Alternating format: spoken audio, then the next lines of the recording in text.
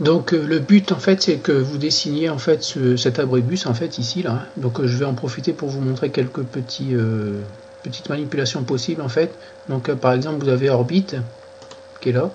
Donc vous cliquez glisser ensuite sur l'abribus pour pouvoir l'observer en fait de tous les côtés. Donc ça c'est le premier outil orbite en fait qui va vous permettre d'observer l'objet sous toutes ses faces. Ensuite il y a l'objet panoramique, donc ici voilà, qui vous permet de déplacer l'objet en fait. Voilà, donc là vous le tournez pas mais vous le déplacez. Voilà, ok.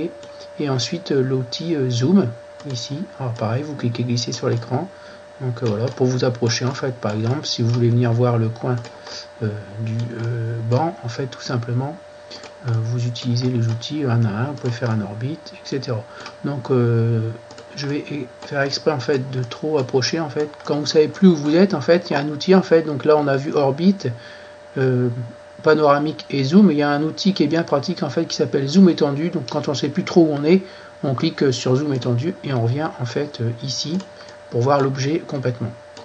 Alors deuxième petite précision, si jamais les manipulations que vous avez faites sont pas bonnes, en fait vous êtes trompé, vous faites en fait au clavier CTRL, donc vous appuyez sur la touche CTRL, vous restez appuyé et Z.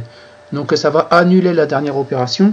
Donc si vous faites deux fois CTRL Z, en fait vous allez annuler les deux dernières opérations. Donc il faut y aller doucement, en fait il faut faire CTRL Z, regarder un peu ce qui a été supprimé, donc la dernière opération.